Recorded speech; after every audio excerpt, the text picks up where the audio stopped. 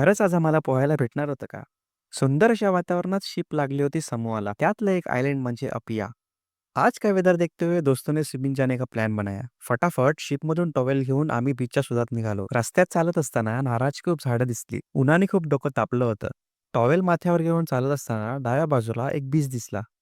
बीचचा सर्वे करण्यासाठी माणसं पाठवली. बीच तो अच्छा था बट फील नहीं थी. इसके लिए आगे जाने की सोची. किनाऱ्यावरून चालता चालता रस्ता संपला पण दुसरा स्पॉट काय भेटला नाही.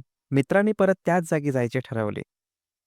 चालता चालता रस्त्याच्या आडोशात नारळ शोधू लागले. पुढे एक नारळ दिसला. पापाचं नाव घेऊन तो फोडला, पण त्यातलं पाणी काही भेटलं नाही. पाणी पिऊन बॉडी दाखवत पोरांनी पाण्यात उड्या मारल्या. बीचवर चालत असताना एक मित्र भेटला. मित्र काय घराच्या बाहेर येत नव्हता. म्हणून दरवाजा नॉक करून त्याला बाहेर बोलावले. बाहेर येताच तो इकडे-तिकडे पळू लागला. मित्राला हाय देऊन परत त्याच्या जागेवर सोडले. पाण्यात पोहून दमलेली पोरं परत परतीच्या प्रवासाला निघाली. फोर्टवर परत येताच इकडच्या लोकल लोकांनी बाजार मांडला होता. बाजारात वस्तू शोधता शोधता एक फ्रीज मॅग्नेट भेटला. पैसे देऊन रस्ता पकडला आणि आजचा प्रवास इथेच संपवला.